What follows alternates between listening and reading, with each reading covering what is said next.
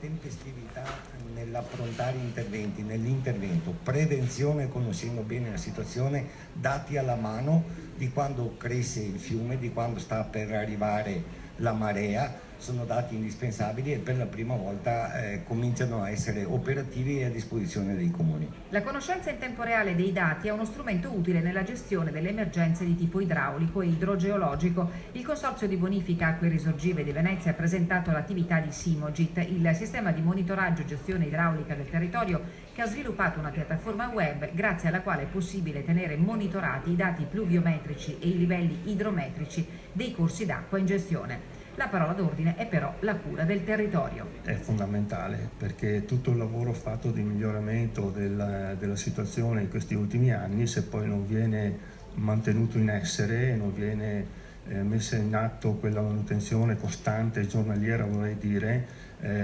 si è fatto per nulla. 99 le centraline di monitoraggio presenti nel territorio del Consorzio Acque Risorgive, 100.000 ettari suddivisi fra le province di Padova, Venezia e Treviso, un servizio molto utile ai comuni soprattutto nei periodi di piogge intense. Un'altra delle utilità importanti secondo me è quella di poter capire come la piena si muove lungo l'asta del fiume e quindi potendo vedere le varie stazioni in cascata una dopo l'altra da monte a valle si riesce a capire quando è passato il picco di piena, il massimo livello, e quando potrà, una volta acquisita un po' di esperienza, quando arriverà nel comune interessato. In queste ore in tutto il Veneto lo stato di allerta è massima. Secondo le previsioni fino a domenica tutta la regione sarà interessata da una forte ondata di maltempo. Il Centro regionale di protezione civile ha già emanato lo stato di allerta e di attenzione. Un po' di apprensione c'è sempre, mi sembra di capire, spero almeno che si stia un po' mitigando, ecco, questo allarme e stia passando da molto critico a critico, ecco. Quindi speriamo che in questo caso